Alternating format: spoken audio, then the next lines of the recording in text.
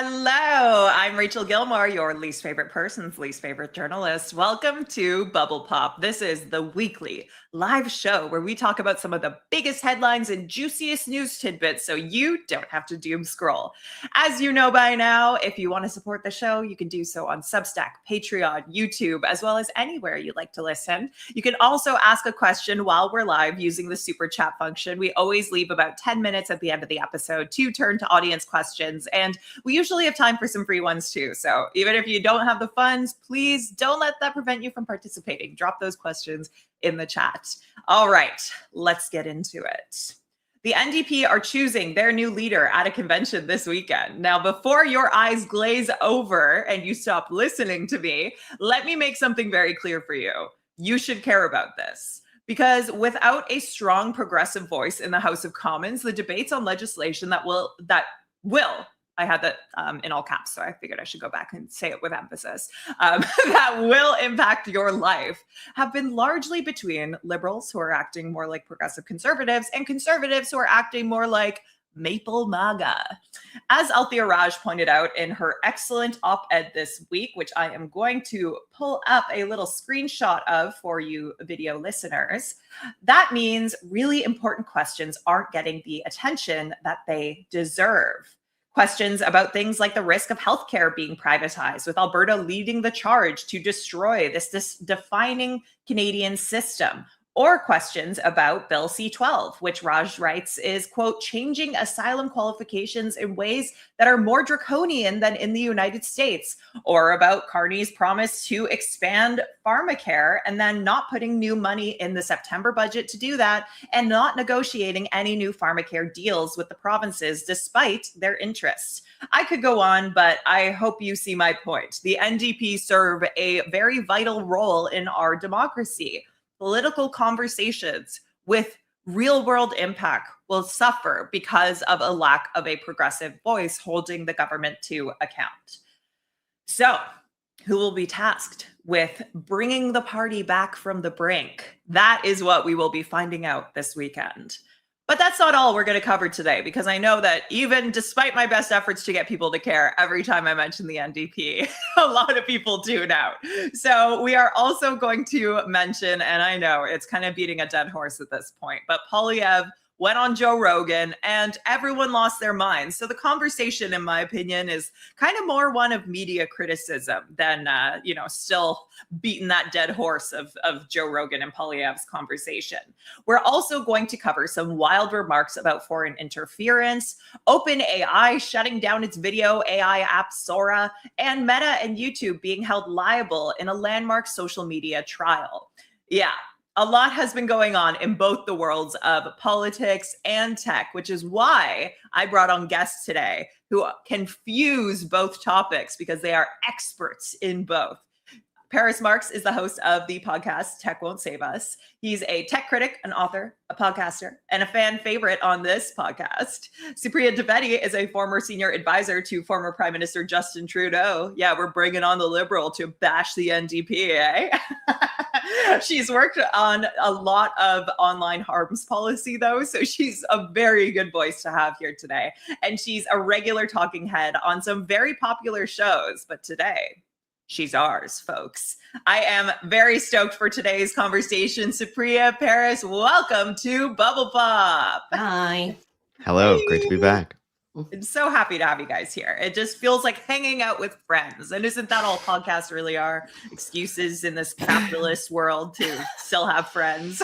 I'm happy to be on a podcast with Canada's Joe Rogan. So very happy to be here. Thank you.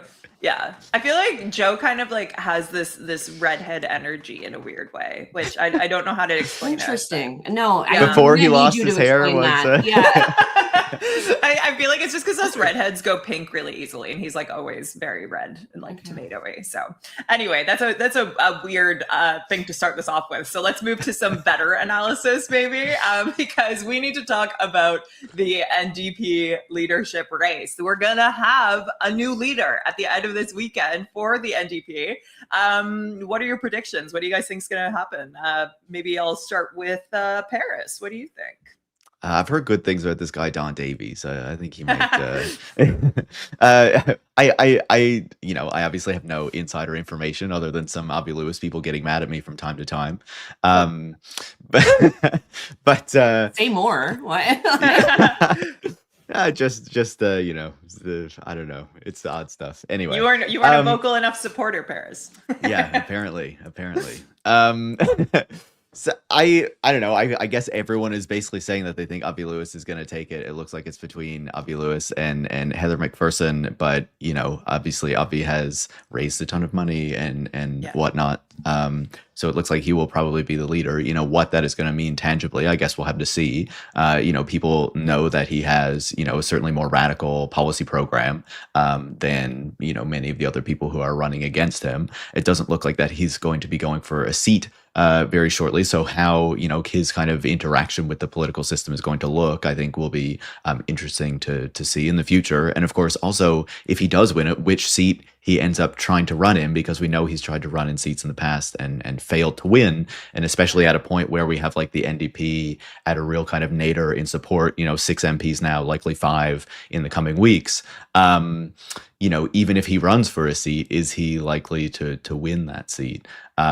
So yeah, I think there's still some big questions open about, even when they have a new leader, the direction the NDP is going to take and how much of a role it's going to be able to reasonably play in the kind of political discourse right now. Yeah, and that is the big question, right? Is like whoever takes over, does it even matter? But Supriya, what are your predictions? Any thoughts?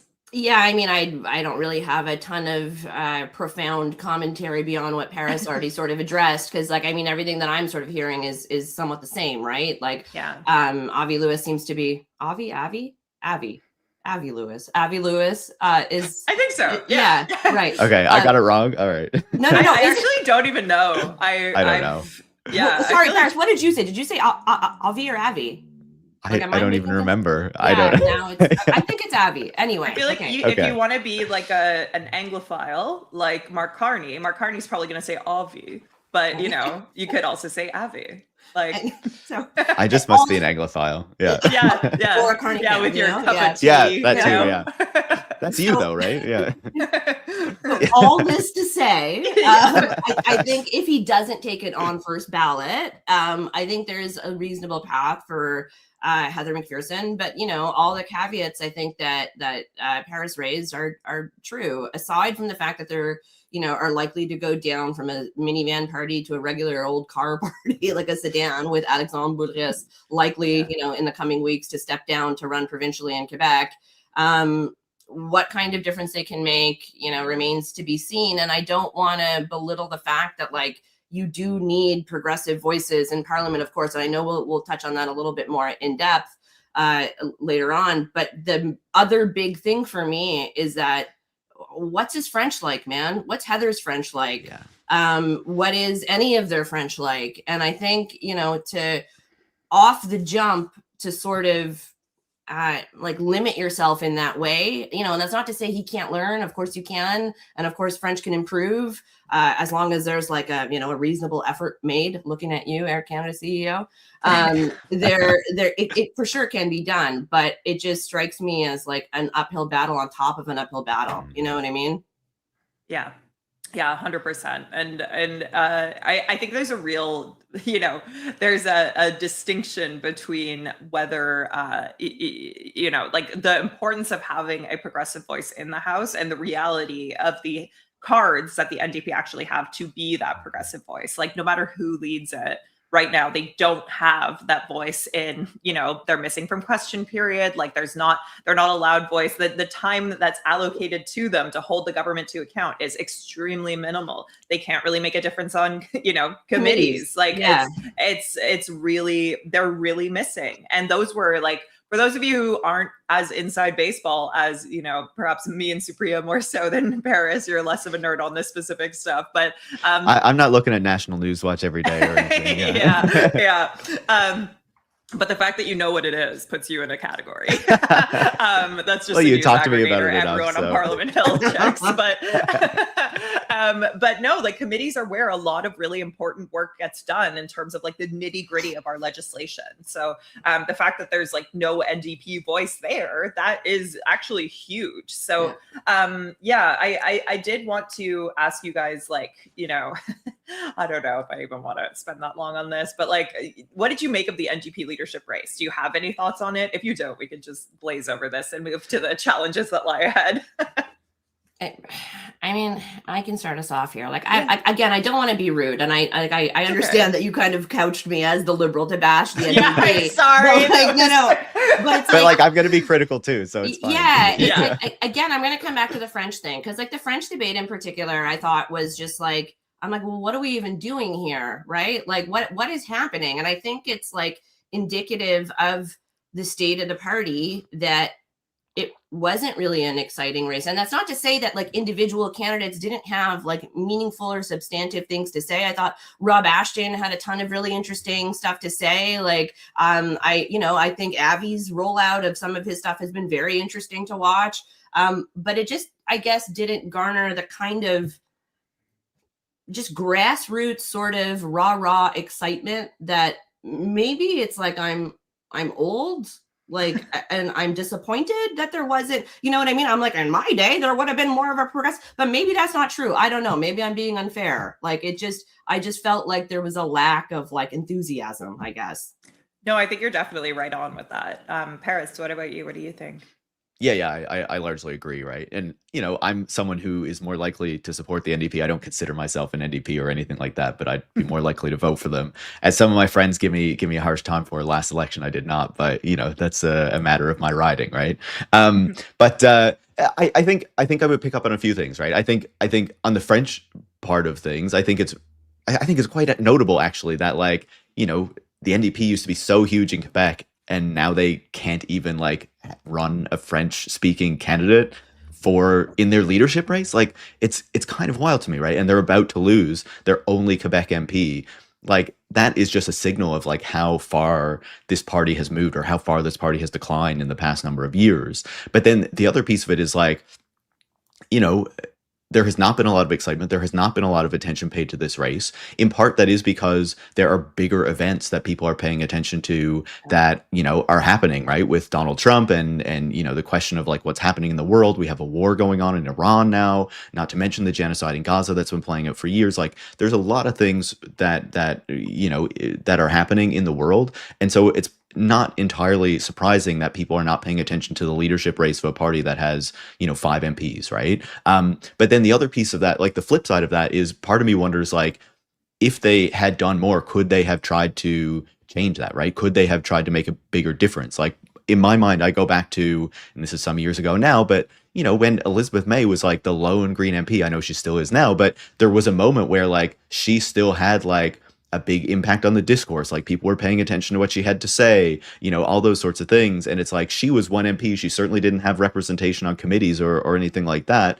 But the NDP doesn't seem to be able to do something different in this moment. And as you mentioned, you know, in the beginning, at a moment when there are a lot of issues that the NDP could be trying to make a dent on, and it just doesn't seem like they are getting through, you know, and I do think that is like to the detriment of Canadians. And while people might not be paying so much attention to it today, I think we're going to feel it in the years to come.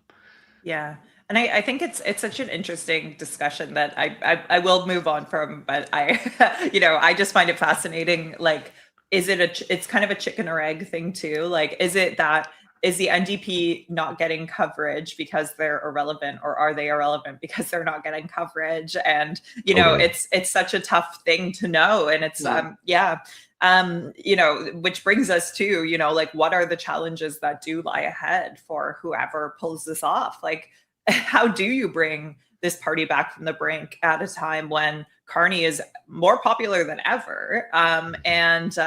You know, it's the Trump threat isn't going away, which is still, you know, and Pierre Poilievre is still there spooking voters who don't want a guy who's, you know, weirdly tweeting like against trans rights and just like being a total freak on that front, and several others. Like, you know, it's how does the NDP find its way back? do you want to solve the problem for the NDP Paris? I don't know. I don't know if I can try. solve. Like, I think first and foremost, again, whoever you are, like, learn a little French. Like, that'll go a long way, right? Like, start making inroads with Quebecers, show a little respect. I think also just generally, I would say there is a huge moment for the NDP to kind of step up in like a tech critical sort of role, critique the way this government is just seemingly going all in on big tech talking points when it comes to a lot of their policy, particularly as it pertains to AI, and like think of the cutting of public services and in favor of like these automated AI services. Like, you think the CRA is bad now? Like, what do you think is going to happen when you have some chatbot giving you wrong tax advice or some shit? Like, we already have that, right? Well, exactly. Yeah. So it's like I think there's a ton that the NDP could be doing.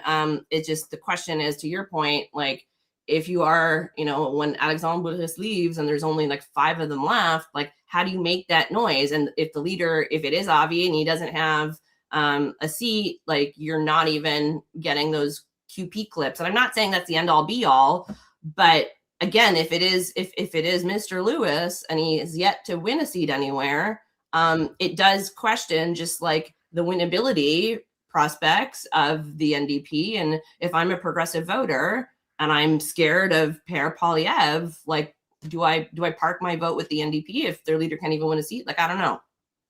Yeah. I definitely think that like a majority could be a gift to an NDP in a sense, because it gives them time to like do something, right? Exactly. And there's not like then the immediate pressure for, if it is Avi Lewis, to get into parliament, to have the seat right away, because you don't know when an election is going to come or what have you. I do think that there is a real opportunity if they can seize it, right? And, someone like Heather McPherson already has the seat, but like, what is she going to do with that seat in parliament if she's there, especially if the NDP has so little representation, right? And on the flip side of things, it's like, okay, so we have all of these issues that Canadians are paying attention to, and a lot of issues that are important that maybe Canadians are not paying enough attention to, or possibly the media just hasn't been very interested in paying attention to some of those issues. As you were kind of saying, Rachel, but like, as Supriya was saying about the cuts to the public service, it's like, it's shocking to me that we're not seeing more coverage of what is going on in the public service, especially at a moment, including at Global Affairs, in the diplomatic corps and stuff, at a time when Mark Carney is going around the world and talking about kind of like, the new role that Canada is going to play as a middle power and stuff like that. And meanwhile, we're gutting the people who are supposed to be kind of serving the role of delivering on what he's saying, right? And that's just one example. Like, where is the NDP on Canada Post and trying to defend Canada Post? As Supriya says, where is the NDP on tech issues? Avi Lewis has talked about data centers, of course. I'm not sure about the policy positions of some of the the candidates. I haven't been paying enough attention We to, know how to what they're Tony all saying. feels. Yeah, of Tony's course. not a Yeah, we fan do of know AI. that. We do know that. That's farmer unfortunately, Tony. we're not going to get the Tony to Neil Coe leadership. I don't believe after this leadership race. But healthcare obviously remains a huge issue. Why are they not pushing on that? Obviously, the government is not moving forward on pharmacare in the way that they suggested. Meanwhile, we're spending a ton more money on the military. Where's the NDP on criticizing the way that Mark Carney is going around the world and basically ignoring human rights in order to try to get economic deals, whether it's in the UAE or India or Saudi Arabia, or of course what our deals with Israel and our continued support for that country and what they're doing. There was just a report in the UK this morning that apparently the IDF, there were signs of torture on a little toddler who was returned to their family. Like, so this is like, I don't know. It's just all ridiculous to me. There's so many opportunities for the NDP, but like, can they seize it? Can they make an impact? Can they make the media pay attention and thus kind of, start sharing their narrative again? It's entirely possible that because they haven't had a permanent leader, there has just been less interest in what the NDP has to say, and maybe that will start to shift when they do have a permanent leader. But again, how are you going to take advantage of that? Which policy positions are going to hit? I definitely think there's an opportunity for an Avi Lewis with a policy program that is going to be very distinct from what the Liberals are offering to maybe make make an impact on some of those issues. But is he going to choose the right policies to try to push, to try to have people pay attention to? Should the federal government be setting up grocery stores? Maybe I'm a little skeptical that that's the level to do that on. What can the federal government do on data centers? I want to see more flesh on the bones of the policies that he's offering. But I definitely think there's an opportunity. The question is how they go about it and whether they can make the media care, really. Yeah, definitely. And I appreciate that you laid out like the laundry list of things that aren't getting the attention or the debate and this is the byproduct of lacking a strong progressive voice, not having that in parliament and not having the media attention as a result. I mean, things like the discussion about Bill C9 has been driven by like Andrew Lawton instead of, the criticisms that we've heard from organizations like CJPME, Canadians for Justice and Peace in the Middle East, who are concerned about the criminalization of protests against genocide. And, there's like the conversation around Bill C-12, which is going to severely restrict the rights of refugees and asylum seekers in Canada. And, we're going to see a tightening on that front that I think would make Trump blush. So it's I don't know. It's pretty gnarly. And there's no question that this referendum that Alberta is putting forward is going to further affect the kind of national discourse on immigrants, because a lot of their questions, refer to immigration, right? Even though everyone's paying attention to like the possibility of the separatism vote and whatnot, whether Alberta might try to leave Canada, which I think is very unlikely. Really what they're going to be doing is kind of ginning up a lot more hatred toward refugees and immigrants. Yeah. Well, Poilievre's new line is fake refugees, which is great. And he said that on Joe Rogan, the performance when, everyone was saying that he's turning a new leaf and, showing this new version of himself. I'm sorry, I forgot to bring you a kettlebell today. Yeah, what the hell? I'm actually pissed. That's the whole reason I do a podcast. I thought I was going to be getting all these kettlebells, but next time I'm in Montreal. Yeah, thank you, Jesus. Speaking of which, I did actually want to talk about that, and I think this is a good time to bring it up. Is the Rogan Poilievre of it all, because and I know Paris, you're really excited to talk about Rogan more, but I actually watched the whole thing. Which, oh my God! Why do you do this to yourself? How did you do that? I was unwell. Like, it's not a fun thing to do. I at one point I was just curious, so I like made sure to hold the face that I knew I naturally had on. I was like, "Don't move, don't react," and I opened the photo booth on my iMac and just clicked a picture, and fuck, it was bad. Like, it looked like I hated everything and everyone around me, but it's because I did. So that. But the thing is I understand it's a 2.5 hour thing. Most sane people aren't going to want to watch that. Do they like pause for a bathroom break or something? Like, no, they just go. Okay. And like, I wonder if they had to pee at the end. But pee-pee had to pee-pee? Yeah, probably. But no, I'm increasingly convinced that a lot of the people who kind of shaped the national conversation around this didn't actually bother to watch the whole thing, or if they did, maybe their attention was divided and then they had to kind of circle back and see what people were saying on Twitter, because honestly it was also really boring at times. So I could see, like, if I get back to when I was reporting in a national newsroom, you have a deadline, you're trying to watch a 2.5 hour thing, you zone out, and all of a sudden you've lost like 10 minutes and you can't afford to lose that 10 minutes. So but I genuinely think that had a real impact on the discourse around that interview. Like, why the hell were so many pundits framing this as a job well done when Poilievre literally did the bare minimum? And because that's it. That's his bar. Yeah. His bar is bare minimum. Like, everybody had an incredibly low bar for him. Like, the fact that, Joe Rogan is like, oh, Fidel Castro, Justin's dad. And he's like, no, actually, Pierre is his dad. And everybody was like, whoa, masterful gambit. How he amazing. Didn't take the bait. He didn't take the bait. Wow. And it's like, what? Why is that the bar? Like, and they're like, oh, he said Canada will never be the 51st state. It's like, yes, good for him, of course. But he like, didn't support the annexation of our country. Yeah. Whoa. And it's like, what did you want him to say? Like, of course he's going to say that. And of course he should have been saying it a whole heck of a lot more, probably during the fucking election that he lost, right? Like, I don't know. Like, it's very bizarre to me that. But wasn't there a point where Rogan asked like why he lost and he just kind of like laughed? Yeah, I actually don't remember what his answer was on that. Okay. But yeah, I think he just like, they kept saying, Rogan kept mentioning the 51st state stuff as being a contributing factor. And Yeah. Poilievre was like, oh, that was so dumb, that whole thing. Like, so he kind of handled it like that. But like, I don't think his like normalcy or whatever, because I mean, that's how I characterized it. The reason why everybody was like taken aback and like, oh, great job, is because he just sounded like a normal guy talking normally. Like, I don't think that's going to last. I think he'll revert to how he's been for the last, 20 odd years or whatever that he's been a politician. But like, I don't know. Like, it's just, the bar, to your point, was like on the floor and he walked over it. So people are like, so great. It's so great. Prime ministerial. Yeah. Absolutely. Yeah. And like his Bloomberg interview was actually better, in my opinion. His answers were a little bit more substantive. You got I did watch that one. Yeah, you got more insight. I didn't watch that one. It says a lot about us, I think. Yeah, maybe. Into what his thinking would be. But like, I don't know, like in general, like, was he performing better in the US on his American tour than he has in the last little bit? Yeah, probably. But he wasn't like munching on an apple like a jackass and shouting 3-word slogans at people.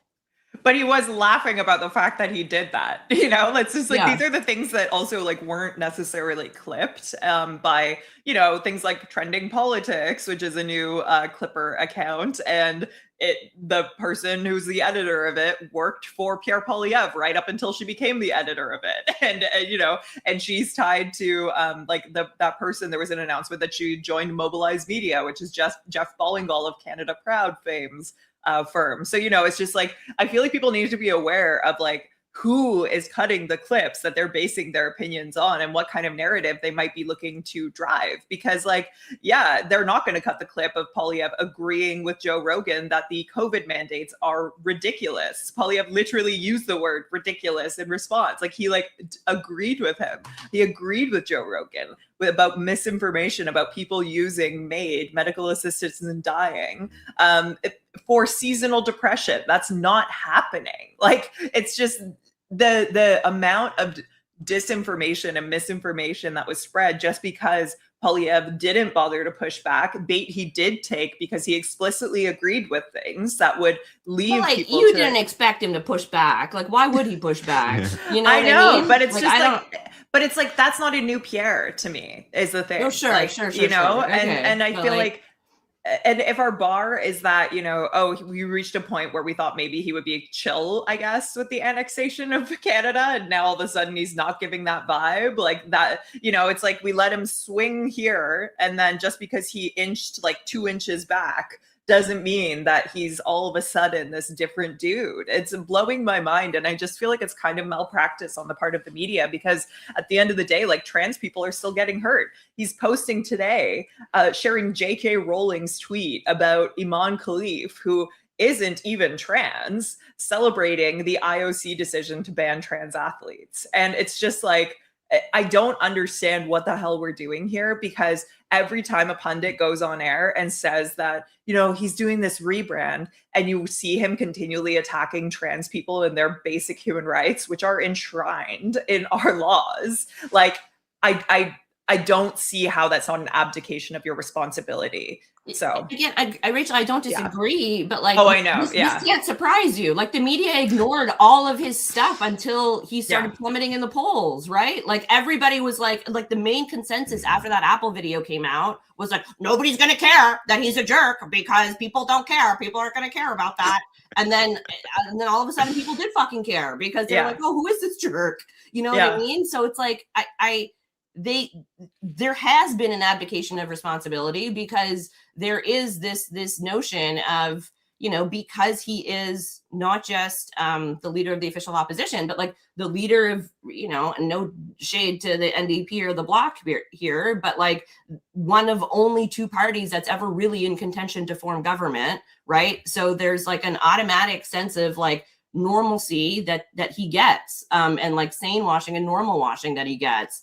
That like if he was, let's say, the leader of the PPC, he wouldn't. Or if he was a leader of like a more of an upstart, right-wing party, and he said the exact same things, he would not be given the same sort of coverage. That's just, I think that's, I don't know, like it's it's not a bug, it's a feature of the system. You know what I mean? I guess. Yeah, it's a normalcy bias. It's like people want to have this normal, I guess, two-party system they're so used to, where like that falls within the Overton window, that when, someone is beating at the edges of the Overton window and shunting it further to the right, like they just act like it's all in a normal day. I don't know. Paris, do you have any thoughts?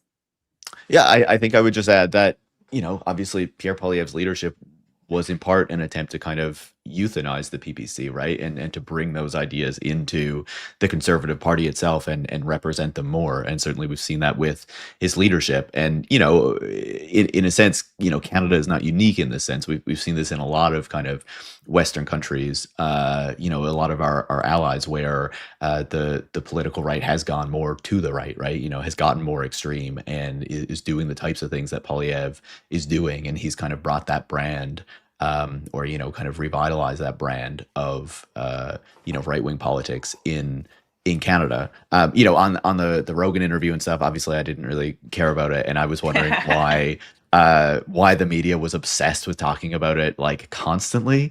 I can understand like doing a bit of comment on it, doing a report. Pierre Poilievre was on this big podcast down in the States, but like the fact that like every news show had to talk about it, and like in some cases, yeah, exactly, and like some cases talked about it for multiple days and stuff like. I was like, what is going on with you people? Is there really nothing better to talk about or to report on happening within Canada? And as you said, Supriya, like I didn't watch the Rogan interview, but I did watch the Bloomberg interview, and I did find that he did seem to be more like have a better message and like be more on top of like the facts and stuff than I had heard in a while. Like, the kind of figures that he was throwing out about the US dependence on Canada in different sectors and things like that, I thought was actually very effective in a way that I hadn't really heard him make those kinds of arguments in the past. And that I even thought like, Mark Carney could probably pick up some of this stuff in a sense to like, better. Yeah, but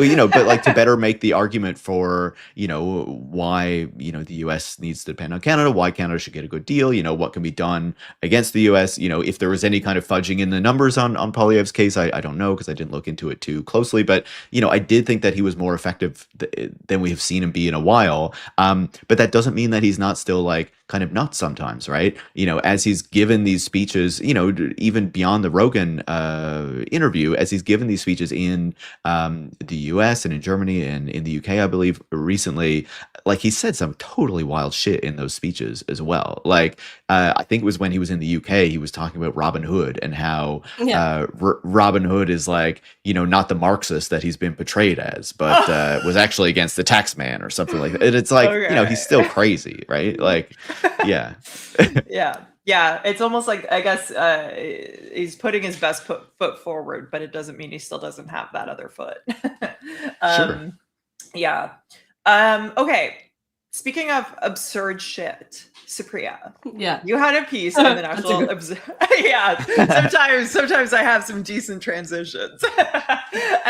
You had a piece in the National Observer this week about how the RCMP's top cop told Vashi Kapellos on CTV Question Period recently that basically they have no evidence transnational repression and foreign interference is there? What's going on there? It's kind of wild. So let me read the exact quote. I have it up here on a doc. Okay, so it's that what he said after Vashi had like pushed him a few times on this, like, is it still happening?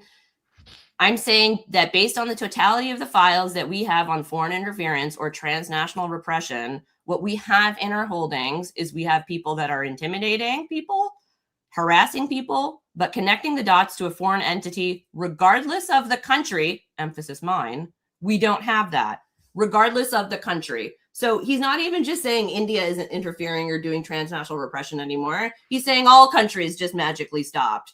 And look, I think that's, in fairness to the RCMP commissioner, I can certainly understand what he was trying to get at. I understand what he was trying to say, and it's not in and of itself scandalous that CSIS would have a different assessment than the RCMP would. They look at different things, and the main issue is that for the RCMP, they're looking at evidence, and there's like a standard and there's a bar that has to clear, right? Whereas Intel, and we know this, it was discussed at length during the public inquiry into foreign interference, Intel is not evidence, and there's issues with using Intel as evidence. So all of that is deserves to be considered, and I think we can give the top cop of the country a bit of grace there with the clumsiness of his words. But the problem now is that this is now effectively like every single foreign interferer is now going to use that narrative to their own means to say that they're not doing anything, especially India, who this entire time has basically said that the allegations are completely made up, including by the RCMP. And now he's saying that, well, now we don't have anything going on. And it's very weird because he's also talking about transnational repression. But transnational repression, by definition, has to involve another country. Otherwise, it's just regular old criminal shit. Right? Like, so the whole thing's very weird. The Carney government has been super muddled and weird about not just India, but China as well. And then now you factor in with the war that with Iran that the US and Israel have started, you'd have to imagine that there's going to be some Iranian shenanigans that are happening with diaspora communities, right? And for the top cop to basically say, nah, we don't have anything, like, it's very bizarre. Canadians deserve to know what the fuck is happening. And I refuse to believe that if this was impacting regular white Canadians to the degree that it's impacting diaspora communities, that we would collectively be treating it the way that we are. Sorry, that was a long rant. No, it was perfect. Yeah. You just like covered the whole thing and nailed it. Like, and I think that the impact on the diaspora communities and like how offensive it is to like tell them that what they're living through, it doesn't exist. Like, I just feel like it's gaslighting on an institutional scale, and it's really messed up. Like, I just, their struggles and the things that they're facing deserve to be honestly and adequately addressed by the institutions that are supposed to keep them safe while they're here in this country. So yeah, I just and also, can I just add one little nugget in there? Yeah, absolutely. It's also really weird that the Conservatives have been so muted on this, particularly as it relates to India. And then you consider the fact that there have been allegations made. There was a unclassified NSI cop report that made the rounds to suggest that India interfered in the Conservative leadership election in the race, right? That's not to suggest that they changed the outcome of the vote, and it's not to suggest that Pierre Poilievre would not have one-handedly on the way he did on first ballot. But we do know that at least there are credible allegations that they would have interfered. Why is Pierre Poilievre silent on this? This has the trifecta of fucking conservative check boxes of accuse the Liberals of being soft on crime, accuse the RCMP of running political cover for the PMO, and then micro-target that message to various diaspora communities. So I think it's like worth questioning why it is that the Conservatives have decided to just like not be conservative about this. Yeah. Paris, I don't know. I know this isn't really your wheelhouse, so we can pivot to talking tech if you want after this. I just want to make sure you didn't have anything to add before I move on. No, I think Supriya said it very well, right? And I think it just goes back to what I was saying earlier, that like I think there's a lot of concerns with how Mark Carney is handling human rights abuses, but also what's happening within our own country, because he doesn't want to piss off countries that he wants to have good relations with, right? And obviously we see that in the case of India very clearly, China to a certain degree as well. The one of the floor crossers from the Yeah. conservatives to the liberals was out yesterday, kind of, or in recent days, kind of questioning whether there had been abuses against the Uyghurs in Western China, which is like kind of wild, right? Yeah. But then even beyond that, I would say, like, we we're focused on these particular countries, but we also tend to downplay the interference from the United States. We focus on that Oh, more 100%. at the moment, Yeah. not to mention the influence from Israel within our politics as well, right? These are considered allies, so we don't pay as much attention to that. We're trying to make these other countries allies or closer friends and economic partners, so now we're downplaying what they are doing as well. I think that we need to be much more clear-eyed about what's happening here. And I feel like most Canadians are not really on board with ignoring these things as well. Like, I feel like when Carney was going to India and we were seeing this kind of downplaying of the actions that India was taking within Canada, that I feel like there was a lot of kind of like, I don't know, public, I don't know the right word, but like the public seemed quite frustrated with what was actually going on there, the discourses that were coming from the government, that the briefing that really kind of blew up right as Carney was going over there. I think that Canadians had a lot of problems with seeing that agents of India had actually killed a Canadian citizen on Canadian soil. And I don't think that has really gone away, even though we need new economic partners in this new world order or whatever, right? Yeah. Okay, I'm going to pivot to tech because we've only got a few minutes before we turn to audience questions, and a lot has been going on that front this week. First off, OpenAI is shutting down Sora, which is its video AI app, apparently amid rising concerns about deepfakes and consent. I just wanted to get like your general reaction to this. I mean, I've had deepfakes made of me, and it is a very violating experience. But I'm also like, I'm curious about how the degree to which this will address the issue. It'll certainly, I guess, raise the barrier to entry. But is this also going to make it harder for like, is this as a practice, video AI apps, are they going to be too legally dicey because of copyright issues, because of abuse issues, for any company to willingly kind of put their name on? I don't know. What do you guys think of this development? Paris, maybe I'll go to you first. I think I'm kind of skeptical of that narrative, actually. Yeah. I think that's a No, that's narrative fine. that's very useful for OpenAI. And certainly we saw that when Sora initially launched, there was a lot of use of it because you could use copyrighted characters, and then they very quickly reined that in, and the interest and use of the platform quite quickly declined after that.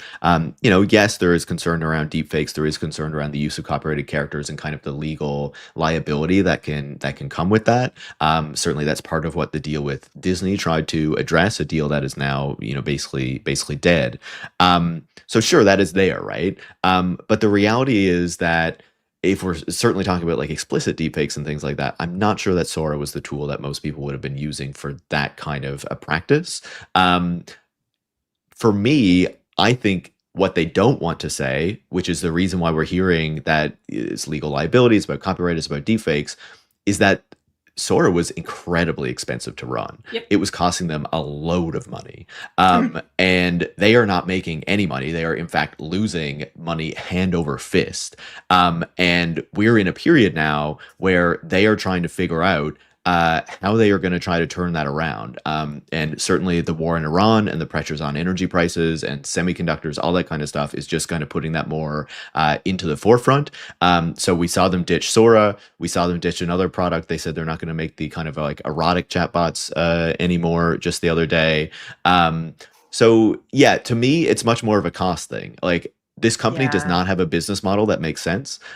This is their this was their most expensive product, no question, in the sense of like expensive per use. Obviously, I'm sure ChatGPT is the most expensive because of the degree of usage of it.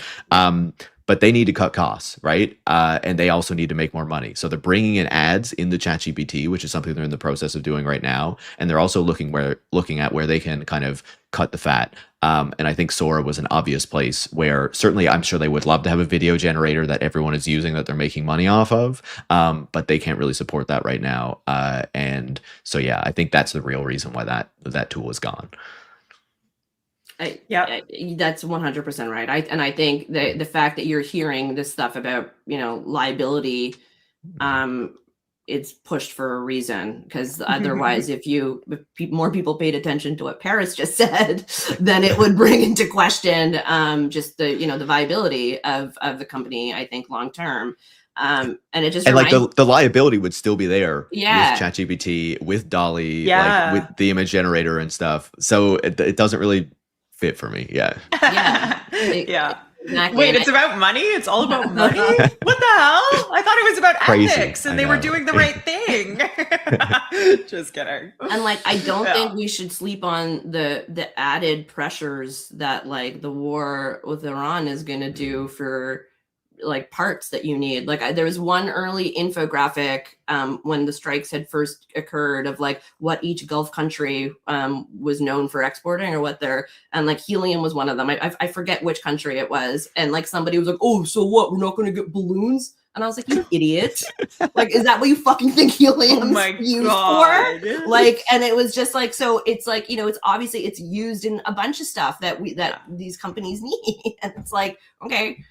So I think there's going to be a ton of, downstream effects that we can't even really begin to see. What happens when those chips stop coming through for all these companies? I genuinely do not know.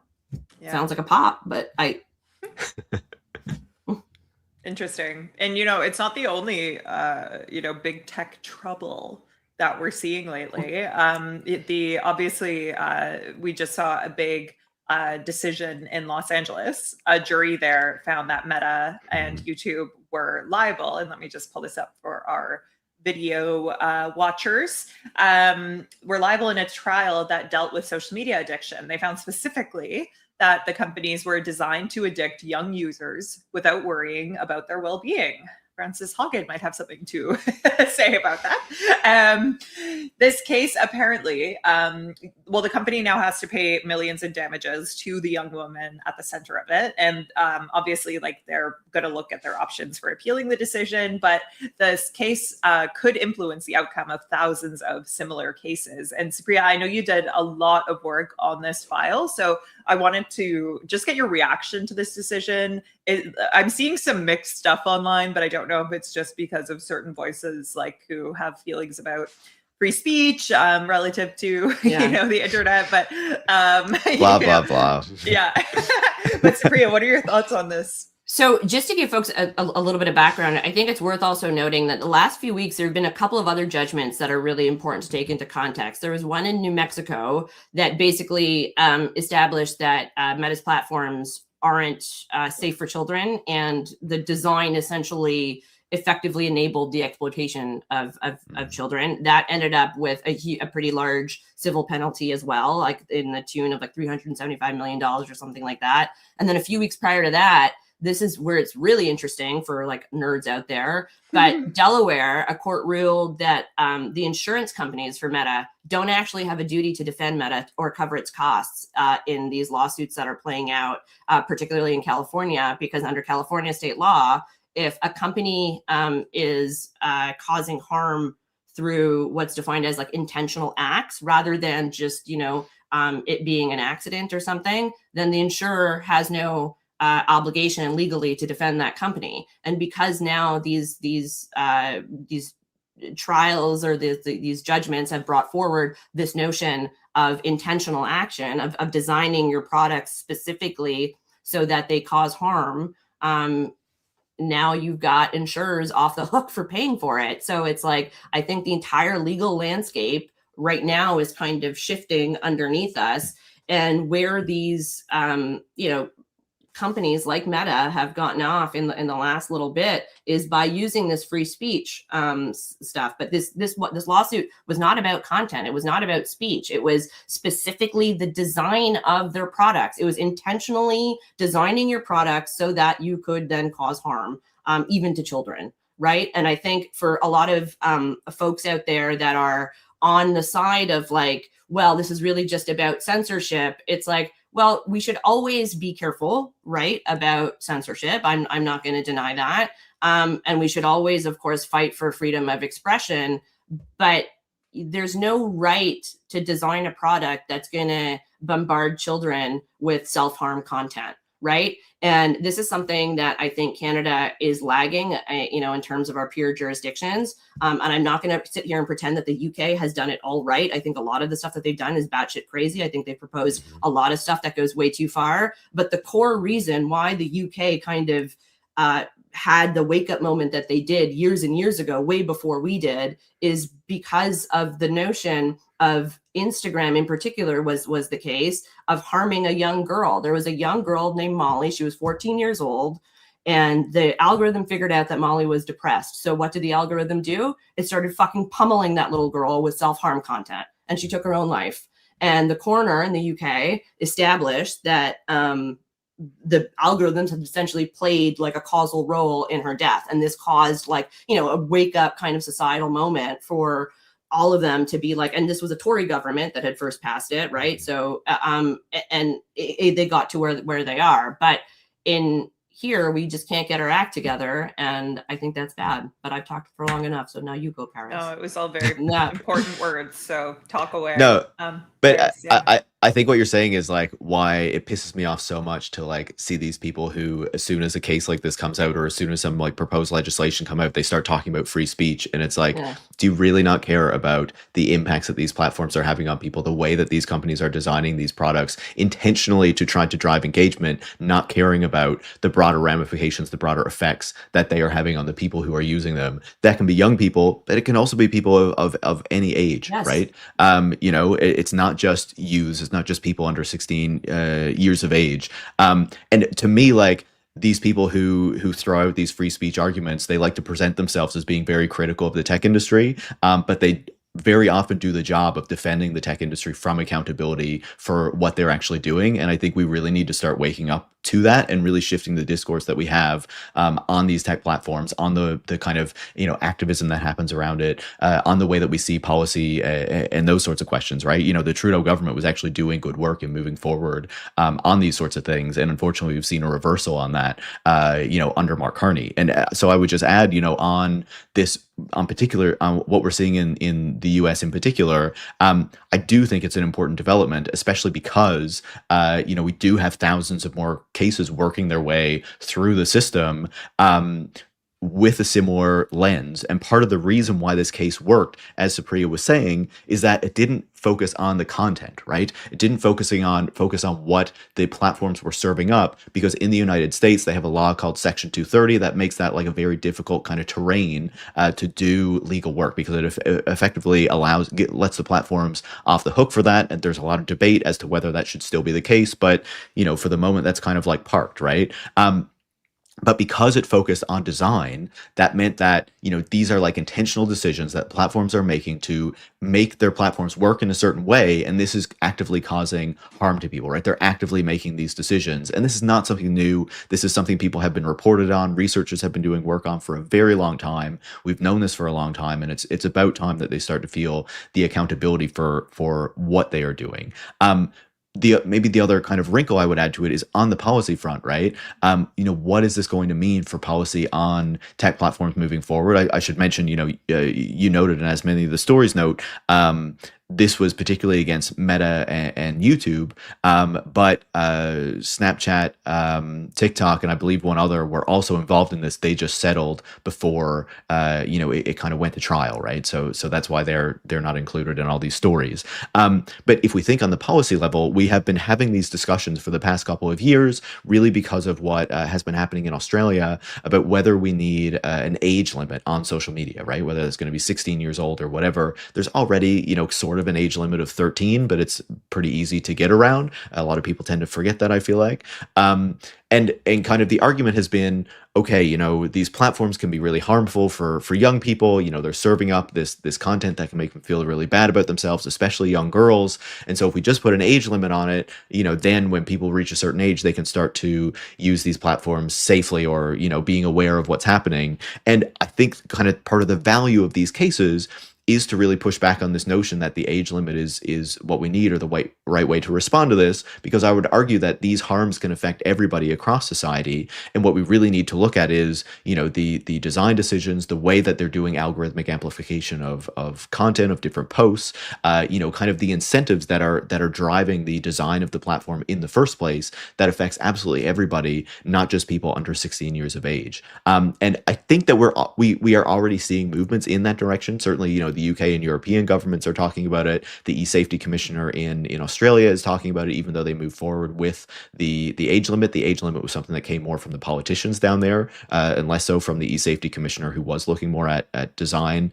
you know, approaches, as I understand it. But even in Canada, you know, the Attorney General in British Columbia has been talking about this recently. And, you know, I noticed the kind of media reporting often focused on, you know, kind of said like the Attorney General in BC is pushing for an age limit on social media, blah, blah, blah. And certainly, you know, she has been talking about that. But if you listen to what she's actually saying, she's also talking about we need to affect the design of these platforms that affect everybody across society. It's not just about young people.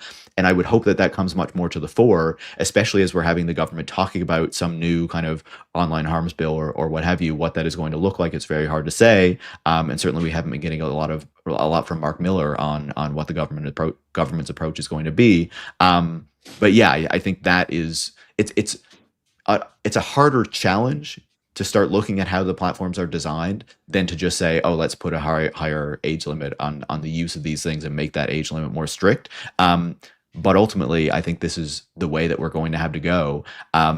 And if a platform like Meta, or if a company like Meta starts saying, oh, we don't like this law, we're just going to pull out if, you know, if you guys make us kind of change the way that we design our platform or whatever, you know, in the way that they took news off of their platforms in response to the online news bill, then we just say, okay, go fuck yourselves, leave the country. Yeah. I don't care, you know? Yeah.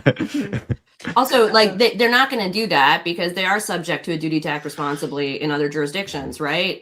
Which is essentially the fact that they would have to then take into consideration the risks of their product and then take active steps to mitigate those risks. So, like, if they didn't do that in with respect to the EU, they didn't do that in the UK, they didn't do it in us. Like, you know what I mean? It's like they could possibly. You're right. I think they will probably maybe threaten it, but I think it's probably a bit of an empty threat.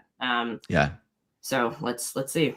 But to your point about like not hearing a lot from this government, I mean, I was heavily involved in the last effort. Like we've got stuff, copy paste, good to go, man. Like, let's go. What are we waiting for? Like, totally. and I'm not saying reintroduce the entire bill. I think it needs to be a much slimmer, much more focused bill, focused on platform accountability, focused on a narrow duty to act responsibly. But all the principles, all the tenets are there. So I really don't understand what the holdup is. I also wonder, like, if there's an opportunity to use the anger around Tumblr Ridge and, you know, kind of the stories around OpenAI there to finally try to push the government to do something. Like, obviously, you know, Evan Solomon realized that he couldn't be Mr. Pro AI rah-rah for a few weeks, you know, in the aftermath of that. Whether they're just going to revert to course or whether there can be some pressure applied to really make them start to see things differently. You know, I would certainly like to see that. You know, obviously early in the Trudeau government, there was a lot more of a positive feeling toward the tech industry, and that really shifted over time, right? So there is the possibility of change. The question is whether they're actually going to be open to it. Yeah. Great. Oh my God. I feel like I could just like leave and you guys could just like do another hour of this. So that was awesome. So we're actually over time. I don't know if either of you have like a pretty hard out. I'm good. Yeah. Okay, cool. So maybe we can take a few audience questions if any come up. Right now we actually don't have any. So I'll give you guys the opportunity to drop some in the chat if you have any. And Paris, Supriya, I'll let you guys one at a time tell people where they can keep up with you. You go first. Okay. I was gonna say I did see someone say they wondered where we think Avi should run. I have no idea. Okay. Tell people where they can follow you first, though. Do some absolutely, promo, yeah. and then we'll do substance. You can find me in the writing of I'm usually posting on Blue Sky, Paris Marx over there. I have a podcast called Tech Won't Save Us. I write a newsletter called Disconnect. Tech Won't Save Us now does video episodes, which is like blah. I hate it, but that's it. That's the way things are going, apparently. Yeah, I don't know. That's how you can find me. I'm on Blue Sky at Supriya. I'm on Instagram at Sups Dwivedi. I'm on Twitter still at Supriya Dwivedi, and I'm on every Monday with Ryan Jesperson on Real Talk. You can catch me there, and I do usually my Power and Politics Day is Tuesday on the Power Panel. Sick. All right.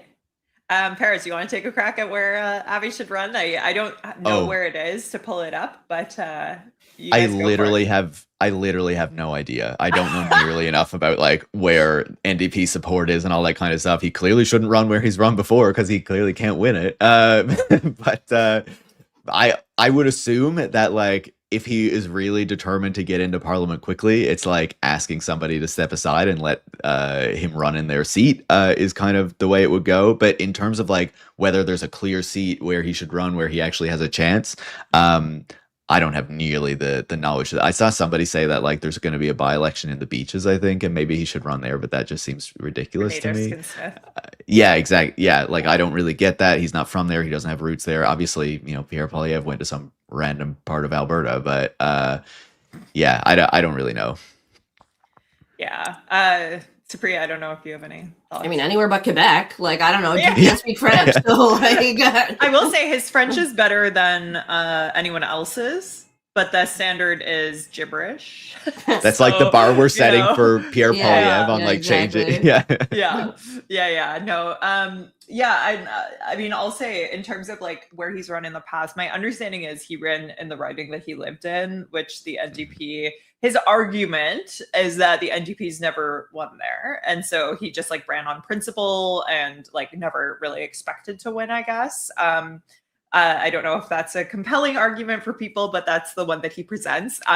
But it's tough to know because all of the places that we thought were NDP strongholds don't seem to be anymore. I mean, that the industrial sort of area in Southern Ontario where there were several NDP MPs elected, the Conservatives have started eating their lunch there by going after the union vote. Quebec obviously like is turning on the NDP, and kind of understandably so when you watch that French debate.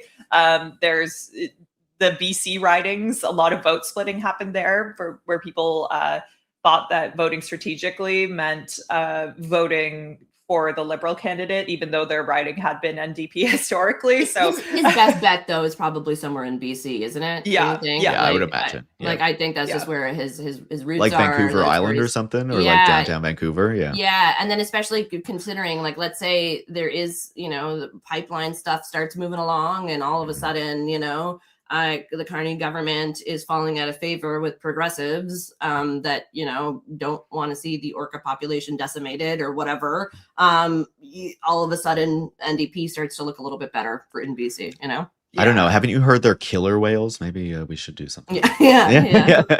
I hear they're going after the yachts, though, so maybe that's all right. That's true. They're friends. Carney might kill them himself because of that. First he gets rid of the yacht tax, and he's the pro yacht prime minister. We need one of those. Yeah. The yacht owning class is really under hard times in Canada. Yeah.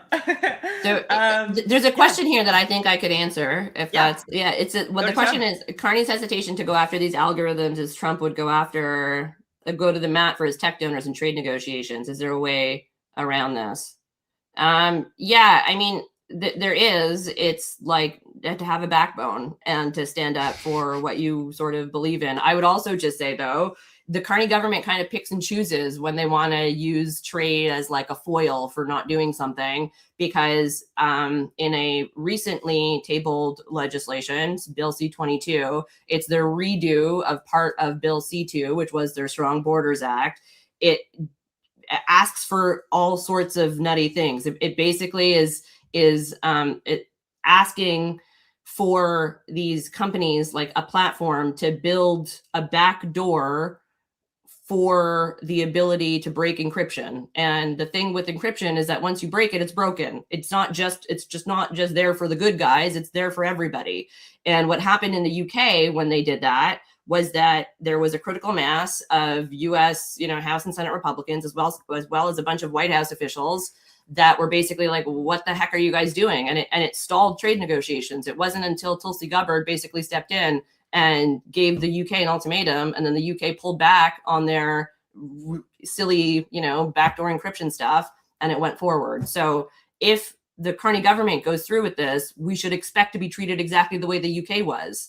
So I don't know. It's just, again, picking and choosing.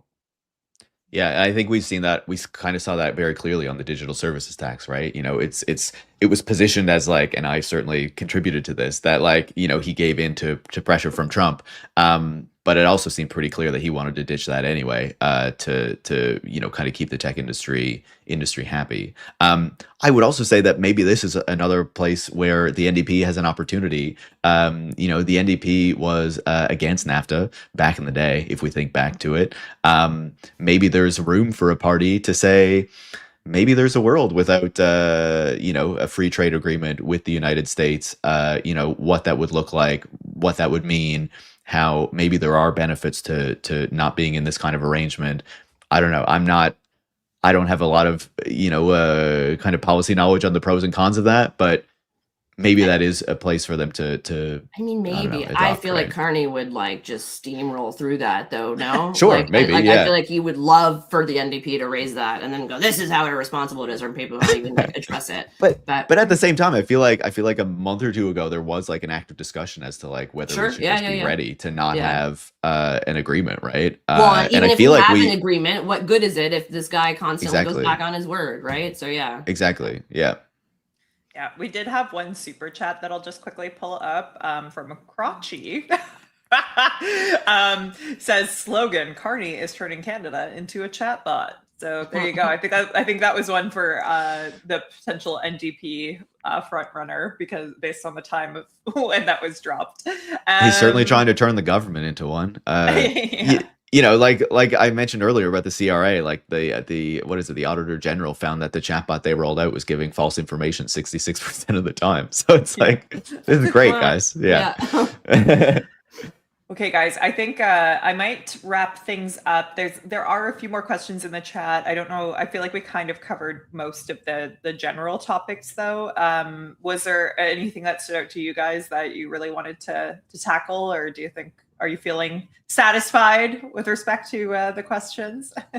Fine. Someone in the chat was, I think, trying to poke at us or something and ask whether we speak French. Yeah, I went to law school in French. I'm from Quebec. Ouais, aussi. Moi aussi, je parle français aussi. Got you. Yeah. There we go. I love it.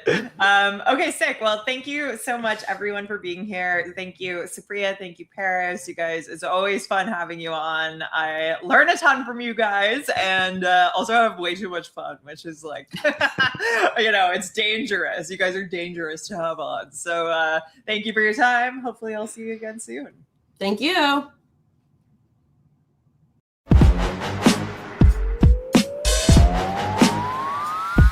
Thank you for listening to this week's episode of Bubble Pop. I'm Rachel Gilmore, your least favorite person's least favorite journalist. If you enjoyed this episode, consider subscribing on YouTube, Patreon, Substack, or wherever you like to listen. You can also find me on TikTok, Instagram, Twitch, and Blue Sky. I'd like to give a special thank you to Hans Vivian Wenzel for making the incredibly groovy music for Bubble Pop. You can find more of his stuff on Spotify under the artist name Hans. That's a lowercase h with an exclamation mark. Thank you again for spending this time with me. This is my dream job. I know I say that every week, but that's because it's true every week, and I couldn't do it for 1 second without your support. So thank you, and I'll see you next time.